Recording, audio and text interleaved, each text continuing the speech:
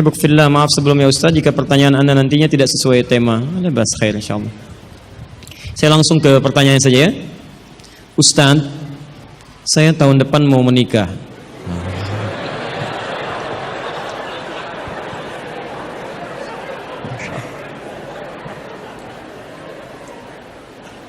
Selalu ada begini. Dengan seorang akhwat.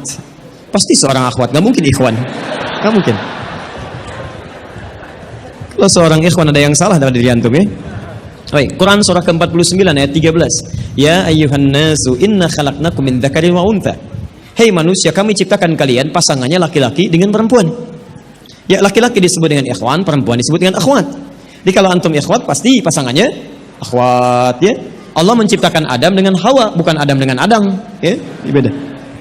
Baik.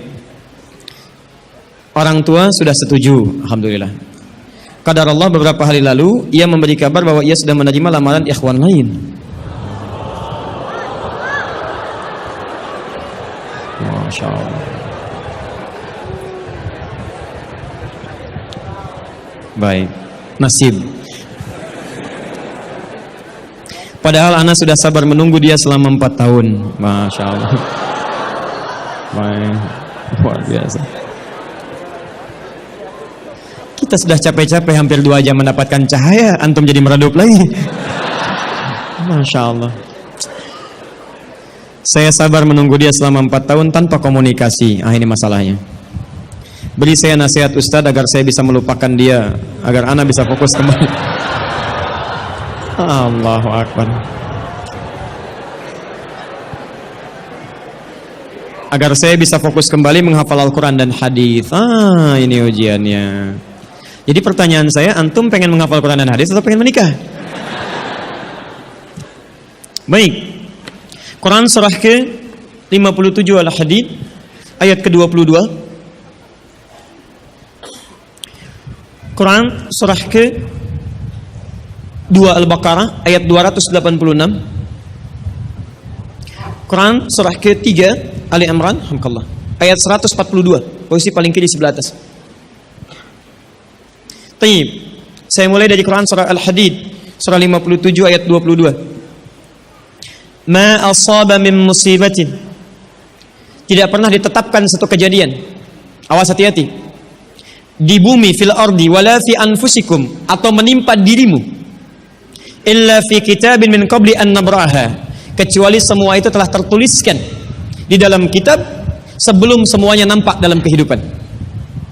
Ayat ini ingin memberikan gambaran bahwa semua kejadian-kejadian yang terjadi di muka bumi ini, termasuk dalam terkait aktivitas kita, termasuk dalam pencarian jodoh kita, semuanya telah tertuliskan, diatur oleh Allah Subhanahu wa taala. Singkatnya, semua ada dalam aturan Allah.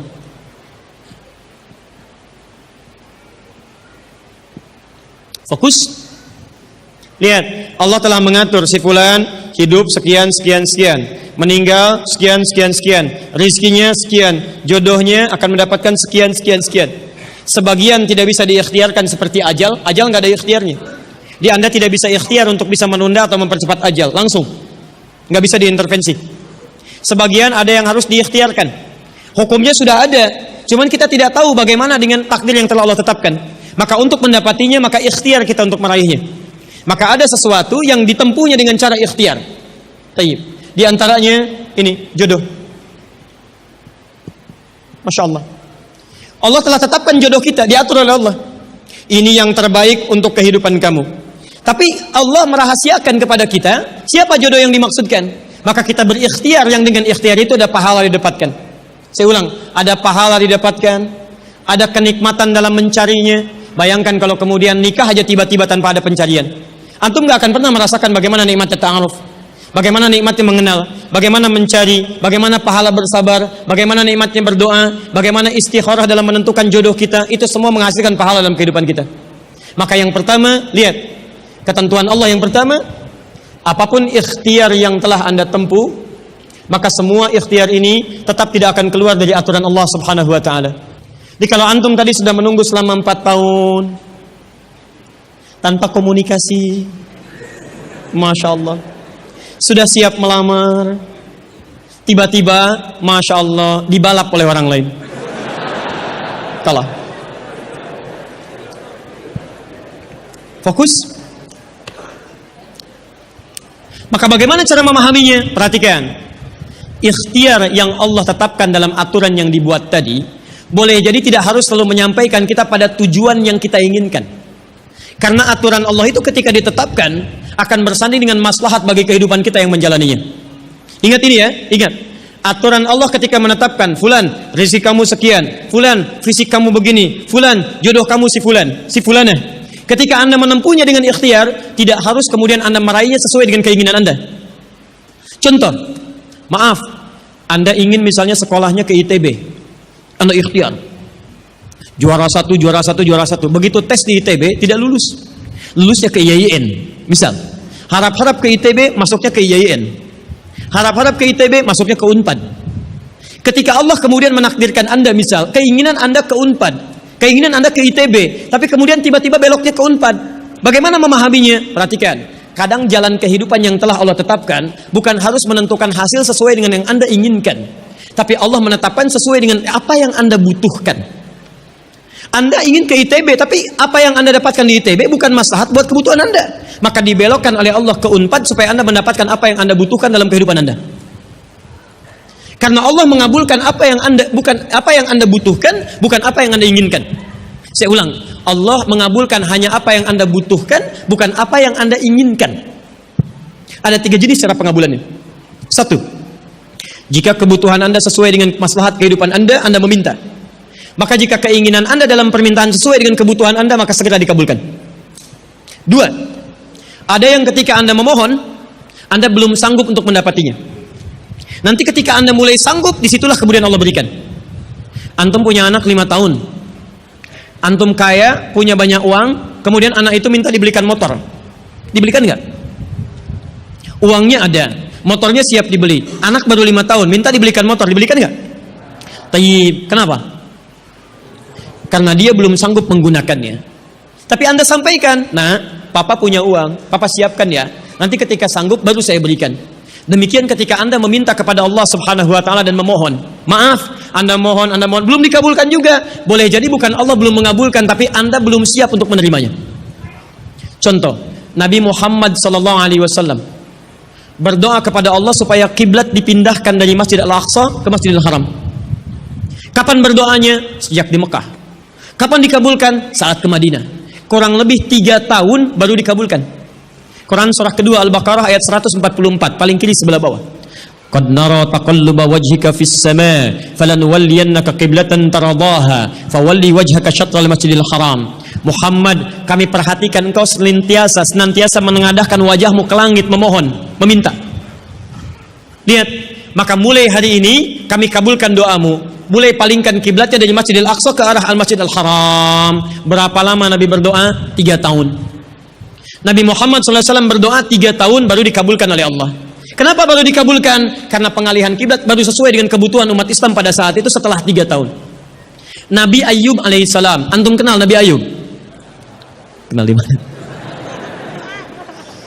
Kadang-kadang kenal Nabi Ayub. Luar biasa. Tadi malam di Dumai ada yang kenal Korun. Bulan lalu di Lampung ada yang kenal Fir'aun. Masya Allah. Di Pekanbaru kenal Nabi Ayub. Luar biasa. Itu siapa sebetulnya? Nabi Ayub itu diuji dengan penyakit luar biasa. Maaf, tadinya kaya, punya istri yang sangat cantik, anaknya 12. Hari yang bersamaan, hari pertama, maaf, diuji dengan harta semua habis. 1 hari. Hari kedua, anak semua meninggal. Hari ketiga, diuji dengan penyakit. Yang penyakitnya tidak akan pernah dialami orang setelahnya. Tidak juga dialami orang sebelumnya. Berapa diuji? 20 tahun. Beliau diuji 20 tahun. Apakah mengeluh? Tidak. Kata istrinya, kalau bahasa kita, papa kan Nabi. Angkat tangan papa, mohon kepada Allah. Mintakan sembuh aja, sembuh. Apa jawab Ayub? Berapa lama kita sehat dan senang? Kata istrinya, Masya Allah, 20 tahun. Berapa lama kita diuji begini? 7 tahun. Kata Ayub, nanti saja. Kalau usia ujian sakit sama dengan ujian sehat, sama-sama 20 tahun, baru saya memohon kepada Allah Subhanahu wa ta'ala. Anda bisa bayangkan Nabi Ayub, Nabi, Rasul, dekat dengan Allah, jaminannya surga, surga tingkat tinggi, diberikan ujian 20 tahun, beliau bersabar dan tetap ibadah. Antum, Masya Allah, mahasiswa, baru semester 5, bukan Nabi, bukan Rasul, surga belum jelas, amalan masih berantakan, hisab masih menegangkan, surga belum ada jaminan, baru 4 tahun.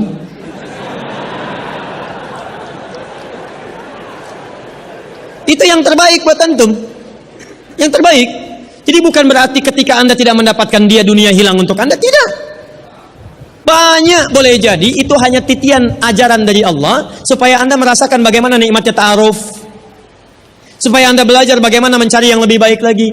Lihat kalimatnya, Quran surah ke-24 ayat 26. At-tayyibatu lit-tayyibin wat-tayyibuna lit-tayyibat al-khabithatu lil-khabithin sebelumnya wal khabithuna lil-khabithat. Yang baik akan ketemu yang baik lagi, yang kurang baik bertemu dengan yang kurang baik lagi. Menurut Anda, dia yang terbaik untuk Anda. Menurut Allah, dia bukan yang terbaik untuk Anda. Yang untuk Anda, ada yang lebih baik lagi. Anda mau menghafal Quran, Anda mau menghafal hadis, maka Allah akan kirimkan kepada Anda yang bisa menjaga Quran dan hadis Anda. Kalau dengan 4 tahun belum bisa menjadikan Anda mendapatkan yang terbaik, tunggu. Karena yang terbaik itu lebih daripada yang mulia akan mendapatkan masa yang cukup panjang. Al-Bukhari menulis hadis 16 tahun, kitabnya abadi. Orang menulis kitab 16 hari belum tentu abadi. Jadi ketika Anda diminta menunggu dalam masa yang cukup lama, sebetulnya bukan masanya yang ditunggu, tapi di balik penungguan itu bukankah di situ ada pahala? Tadi Anda katakan Anda rajin berdoa, bukankah di doa itu ada pahalanya? Anda rajin tahajud, Anda bersabar, Anda bermohon, Anda istighfar. Jadi yang diinginkan oleh Allah dalam penantian 4 tahun itu bukan Anda menikah dengan calon Anda sekarang, tapi Anda mendapatkan pahala yang berlimpah. Dan dengan pahala itu Anda siapkan Quran Anda, hadis Anda untuk membimbing pasangan Anda berikutnya. Paham sampai sini? Baik, alhamdulillah. Jadi nggak usah kecewa ya, nggak usah kecewa. Baik, yang kedua, lihat kaidahnya supaya kita bisa sabar, ya, supaya bisa sabar. 2, Quran surah kedua ayat 286. La yukallifullahu nafsan illa, tidak mungkin Allah menguji seorang hamba kecuali dia sanggup untuk mengatasinya. Tidak mungkin Allah menguji seorang hamba kecuali dia sanggup untuk mengatasinya. Tolong baca kalimat ini dengan baik ya. Kalau Anda sedang punya masalah, seberat apapun itu, yakinkan kata Al-Quran, tidak mungkin masalah ini diujikan kepada Anda kecuali Anda sanggup. Jadi kalau Anda tidak sanggup, mustahil ujian ini titipan pada Anda. Jadi kalau Anda sekarang misal sedang punya ujian seberat apapun, itu tandanya cuman Anda yang sanggup, yang lain tidak sanggup. Makanya tidak diujikan kepada pemuda lain, cuman Anda, karena Anda yang sanggup menanggung bebannya. Orang lain mungkin sudah naik ke atas atap tuh, loncat, tidak. Anda tidak. Karena cuman Anda yang mampu, bukan orang lain. Ketika Anda mengatakan, ya Allah, kenapa mesti saya yang diuji? Kenapa mesti saya mengalami? Why me? Kata Allah, why not? Kenapa tidak? Cuman kamu yang mampu, kamu yang harus dapatkan pahalanya, yang lain tidak. Cuman Anda yang jadi pemuda yang kuat, yang lain belum tentu. Tapi nggak usah terlampau bangga, langsung pulang dari sini bikin status. Memang cuma saya yang mampu, masya Allah. Pekerjaan. Ya. Yang ketiga, tetap ikhtiar.